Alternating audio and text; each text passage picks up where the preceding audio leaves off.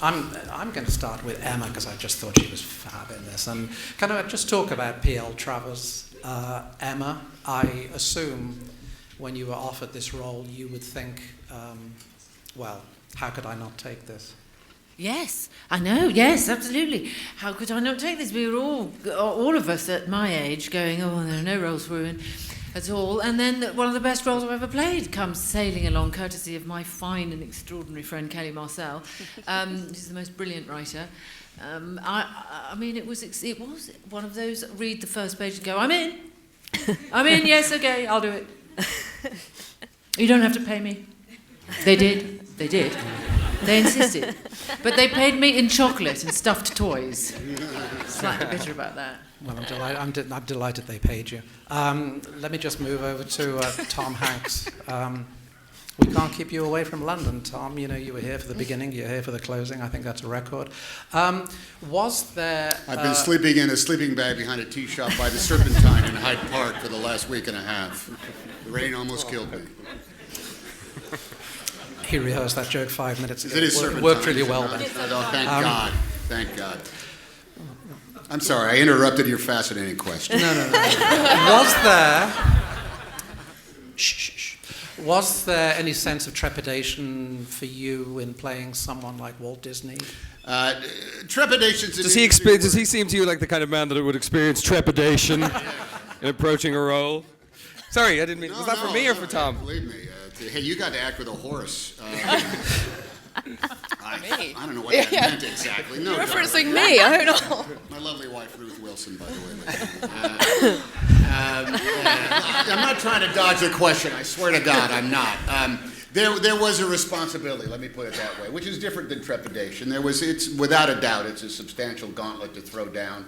I grew up where Walt Disney was ubiquitous in our lives as Uncle Sam and Smokey the Bear and the combination of the President of the United States and Mickey Mouse himself. So I felt as though there was going to be quite a distance to go, and I had not a clue as to where to begin outside my own memories, and that led to a substantial. There's a lot of video out there. There's a lot of audio that you can listen to. Unfortunately, it's mostly Walt Disney performing as Walt Disney.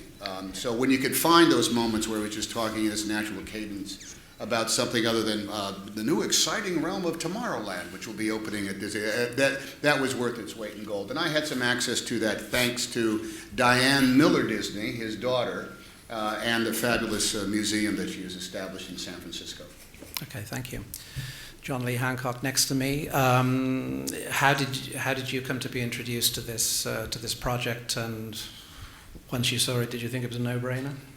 I was trying to set up another movie. I do adult dramas, and so it takes about 10 years to get them made usually. So I was trying to get another one set up that had fallen apart several times, and the script came across the desk for me to read, and I was told that it was quite good, and I knew that it was about the behind the scenes, the making of Mary Poppins, and I thought, well, I like Mary Poppins. I'm not somebody that watches it every year, so I'm probably not the right person for this. And eventually my agent told me that I should definitely read it, if only for the pleasure of having done so. And I picked it up and was just enthralled again with Kelly's words. And I felt like, even though I'm, a Texas guy from a refinery town, I felt inside the story, and it was one that I desperately wanted to tell. Then I had to get the job, so I had to go in and pitch my take on it, talk about the movie, and thankfully met Alison Owen there in that meeting, and I got hired. I don't know how, but thank God. I'm going to move to Alison next. Alison, I can't even see you. I'll ask you this question without looking at you because you're such a long way away. There's obviously a problem in making a movie about a Disney film with Disney songs, about a studio, about a corporation. Did you expect a lot of problems from Disney, and were they forthcoming? I think Kelly and I didn't know quite what to expect when we were developing the project, and certainly from its inception there was a question about, well, how much of the clips of the songs do we use? How much intellectual property rights are we going to play fast and loose with here? And Kelly at one time was like, well, do I tiptoe round them? Am I trying to use as little as possible, or do we just throw caution to the winds and make the best story that we can? And I think she was steering me in a certain direction, and I went in that direction and said, let's just go for it. And they're either going to let us do it, in which case we might as well make it the best it possibly can be, or they'll shut us down, in which case it doesn't matter how much or little we use. So Kelly set out just trying to write the best script she could and use all the material, and then we had a certain strategy in terms of approaching Disney, and luckily for us, the right people were sitting at the right desks and in the right chairs at that time, and I think Mary Poppins was blowing the wind in the right direction, and it met with favour, and Disney have supported this project and been absolutely smart and intelligent in their approach and in terms of letting us do the right thing by the movie and by the story. Okay, so Kelly, was it was your instinct to go for broke as well, was it, rather than try and be cautious and try and anticipate roadblocks? Yeah, absolutely. I really felt like you couldn't tell a story about the making of Mary Poppins without using the songs and using Walt Disney and, just really throwing it all at the script. I would be disappointed if I went to see that film and didn't get to have a little sing-along. So I think we knew that that's what we were going to do from day one. And I think if Alison hadn't said, just go for it, not sure I would have known how to write it or known what to do with it. It was definitely my instinct to go mad with it. Okay, good. Colin, it seems that, it's almost like you're in a different movie half the time there. That sounds like a big insult. But I know that it wasn't. Please carry on. No, I know. No, it wasn't an insult, but that's okay. There's me being hopeful again. No. Let me put it like this. I mean, there's a foreground story and there's a backstory, which of course is the story of Mr. Banks, and it seems to me it's just very different from any role I've seen you play. Did it sort of feel like a departure for you? Anytime you kind of step into the fiction of another person's skin and you go from objectively perusing the script and the character's life into being a subject of the story, it's a departure. Like, it truly is. But this was, I suppose, if I was to look back at the chronology of stuff that I've done, it does feel a little bit more unique. And I think more than that being about the characters, that's about the sensibility and the sensitivity of the whole film. Just in reading it, sometimes you read things and you put them down and you get very analytical about them and you think about the dialogue, you think about the situation and the characters, and you look at the whole story as a narrative. This defied any kind of analysis. It was just moving from start to finish and funny at turns. So I loved the character, but even more than the character, because through the years I just I feel that it's really nice to be part of things that work and things that affect people. And so the whole becomes greater, than the parts that make it, really, and that becomes more apparent to me through the years. So I was like Emma. I mean, I literally did read the first page because it came down, and then we heard my voiceover was like, yes, it's my film. I'm in. And then I was like, what do you mean I'm not the protagonist? I'm a protagonist? What do you mean? I'm Emma Thompson's father. Yeah. So, yeah. I've got one more question for anyone who wants to answer it, and then I'll open it to the audience. Have any of you seen the film Mary Poppins since you made Saving Mr. Banks, and does it feel different now you understand the sort of backstory of it? The first night we were all together in LA, Cole had us all over to his gaff and showed Mary Poppins. That's the last time I saw it, actually. And we all sat there marvelling at it and going, oh my God, look at this bit, and I've forgotten that bit. And then, oh my God, it's so long. Because we were there for days, it seemed. But it's extraordinary. I mean, it is an extraordinary piece of filmmaking. In prep, Kelly and I went through how many times, scene by scene, just saying, is there some little twinkle we can put in this for people that are real fans of the movie that won't obstruct the plot or the tone of the theme, just little nuggets for people that are big fans, and so there are a bunch of them in there. Yeah, there's quite a few. It was lovely. Don't tell them what they are. No, we won't. Never. Hi, I've just got a question for Colin. I thought the performance you gave, particularly with the young actor Annie Rose Buckley, was immensely moving, particularly in that father-daughter chemistry. I just wondered if you'd be able to say how you managed to get that. Did you talk with her first, and just your experience with filming with her? Custard creams and a cattle rod. And I vacillated between both. A hug and then a punishment. No, she was incredible. I mean, I don't know how many actors or actresses are just small female human beings that John Lee and Alison may have met in Los Angeles, but I know they met many. And when they went over to Australia to research where Travers Goff and the family were from, they saw a lot of young girls there as well. And I believe you went through, it was quite an ordeal to get her legal papers to work, wasn't it? Right. But it was worth every single phone call and every single bit of sweat because she was phenomenal. And to work with her, it was just really easy. She was there with her twin brother Max, and her parents were over. And you know, our section of the film was such a it was such a pleasure that they shot in chronology and they blocked it off. So it was 2 weeks. So very much did feel like a film in and of itself. So for 2 weeks we went to a ranch about 350 acres, about an hour and a half's drive north of Los Angeles. Scorched earth, yellow grass, bent over, and they built a lovely wooden house on top of this bluff. And it was just me and Ruth and the girls and 6 chickens and 1 horse and. Happy days, man, you know, and that was it. It was all there on the page, obviously, I should say as well. It was all there. It's a general question about acting linked to the film. How much input do you like a writer to have when you're playing in a film that's been written and based on a book? And Tom, in particular, to your production side of it, I mean, do you really like the writer to get involved in the script writing, or do you like them to just hand it over? Well, in this case, I was a hired gun. I didn't say anything that didn't appear in the script, and we had meetings in which we went over. I did have questions like there were some Americanisms that I think needed to be put in, and some things that I discovered that Walt had a tendency to say and imagery that he used, but that was all okayed.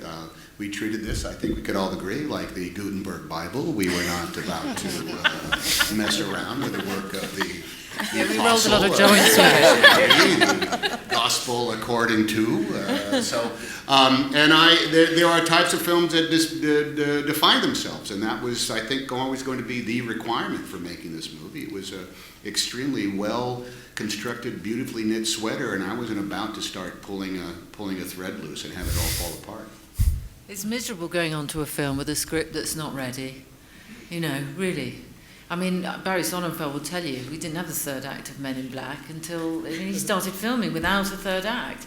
I don't understand how to work like that. I've finished films where the script still isn't ready. Yeah. Thank you. So when you get something that Kelly's written, you know, it was so beautifully written. I added 1 line, I think, on just off the bat, 4 a.m. was it? Just in response to that pocket of and it's brilliant. Poo. Yeah. They were all absolutely amazingly true to the text. It was such an incredible experience, actually, to have everyone just be so true to the script. That's all John as well. Okay, gentleman here. A question for Emma. First of all, congratulations on a terrific performance. You had me in tears at the end. You owe me some tissues. I'd just like to say, given your stellar reputation as someone that everyone says they love working with, how did you kind of get into the mindset of a woman who at one point even says, I won't have red in the film? The height of awkwardness. I just let out my inner prickly pear. I just, you know, basically was my true self. Difficult, cantankerous. I only hide that for effect, you know, because it's you get on better. People give you more stuff. So I just let it all hang out. And actually, I've got to tell you, it's such a relief to be rude, really, without any repercussions whatsoever. You know, say, can you imagine it? I don't want to go to your fucking press conference because I'm bored with them. Or I don't want to come out to your birthday party because I got bored 2 years ago. I mean, if you could, just come out with these things. And she did. She said what she meant. She just said it. I know I do that sometimes and get into terrible trouble, and probably will now. But that was what was so great. She has said what we all think. I fear she has. Gentleman here. Hi guys, really love the film, great job. My question is for all the actors. If you had the opportunity to ask the characters you were playing one thing, what would you ask them to get into the mindset of that character and to make sure you play them as correctly as possible? Oh my God. Sorry, no, would you like to take that one? No way. It's really hard. Yeah, actually, can you repeat what you just asked? I sort of turned off quickly. What would you ask Margaret if you could? If you could ask Margaret, who was suicidal and a bit sad. A bit miserable. She was married to an alcoholic. Why did you? Oh yeah. Why didn't you leave him quicker? No. It was lovely. I don't know. Legitimate question. It's a good question. Why None didn't of us you can leave him? answer it. Go on. You next, Tom. And thus the press conference came to a sorry end. Nothing was said for the rest of the 15 minutes. They sat there thinking. It's a hypothetical, an interesting, fascinating, mind-numbing hypothetical that I'm wrestling with in ways that actually it's gonna fill me with self-loathing later on this evening. In my opinion, I would have to say. Jesus. You know what? I'm knocking myself. It was such a brilliant question. No one can answer it, and congratulations for that. I've never seen that before. But let's move on. There's a lady here who I'd like to. I'm really anxious now. I was the one questions like that. No. How about if we can tell the other person what we would ask? Yes. How about that? That would We work. were doing fine moving on. Yeah, I think fine moving on. But I respect the idea, and it's a good idea. Please, Kelly, write something we can say. We'll come back to you. I haven't got my pen. We're coming back to this. We failed. I refuse to leave this question unanswered. We're not leaving this room. Text you later. Let's talk to this lady. Hi. You start. Oh, hi. This question is probably for Emma. You created your own sort of Mary Poppins at some point called Nanny McPhee. So how influenced were you? I mean, how did you know the story behind Mary Poppins the book, and had you already researched that? No, not at all. No. My husband did point out to me this morning, he said, do you think it's interesting that you created a magical nanny and then you've played someone who's created a magical nanny. Do you suppose that behind every magical nanny is a cantankerous, opinionated old bat? Took me a while to let that sink in. And I thought, well, maybe there is actually. Maybe it is a sort of alter ego, someone you wished you could be.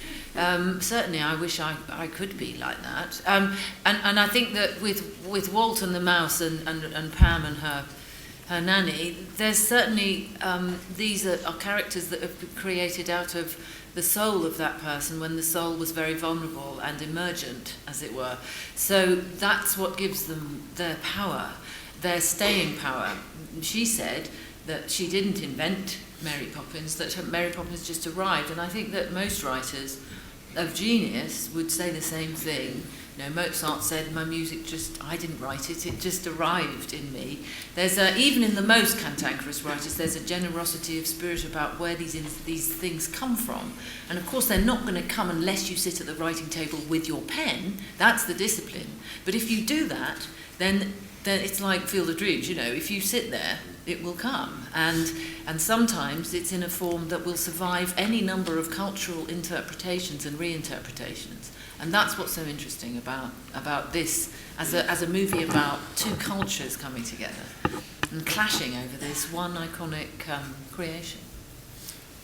When you were beginning your careers, or before that, what kind of dreams were you had before coming into this dream world?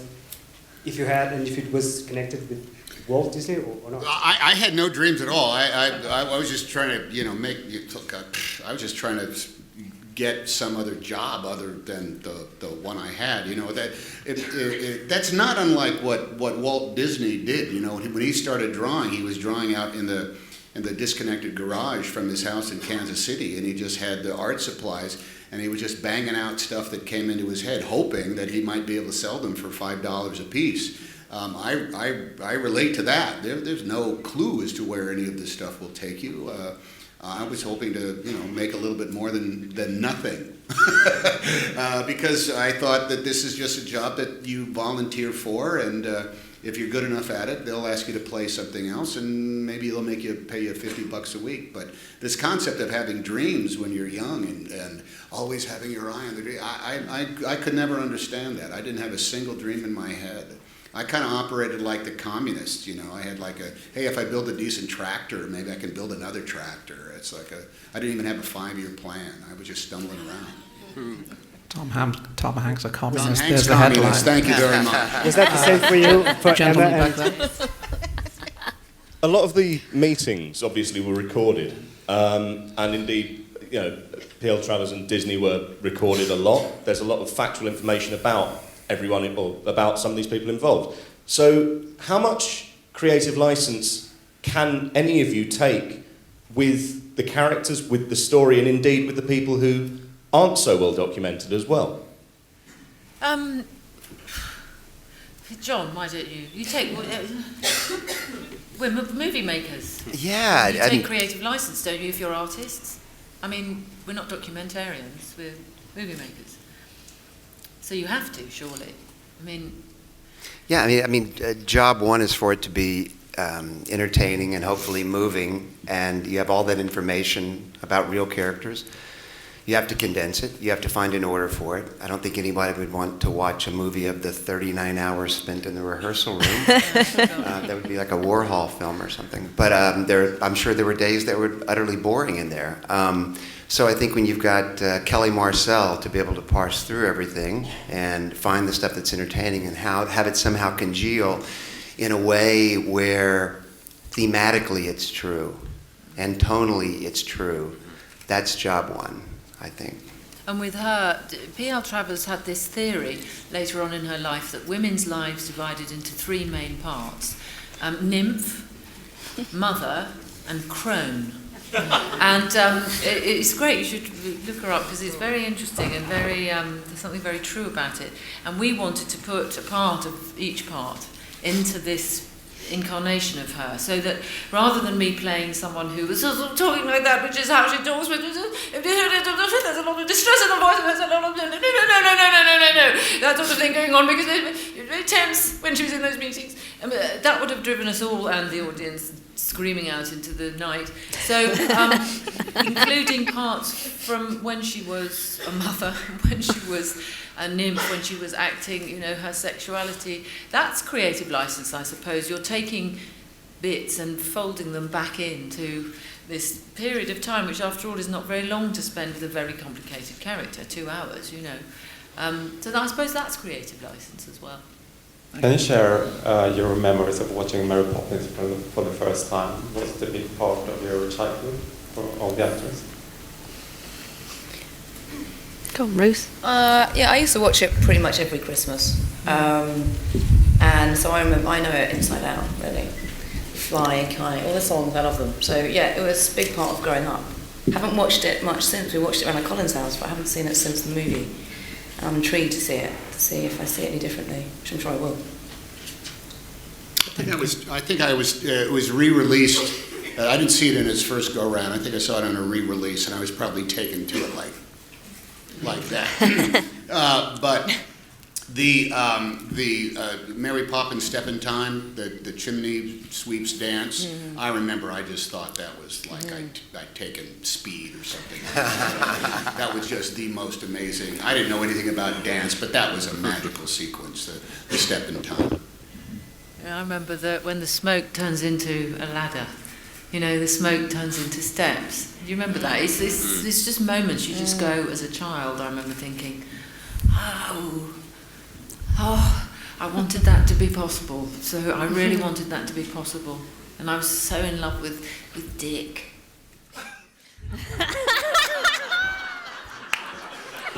Over to me then, is it? That's the... What phase of womanhood does that come in exactly? Possibly the nymph.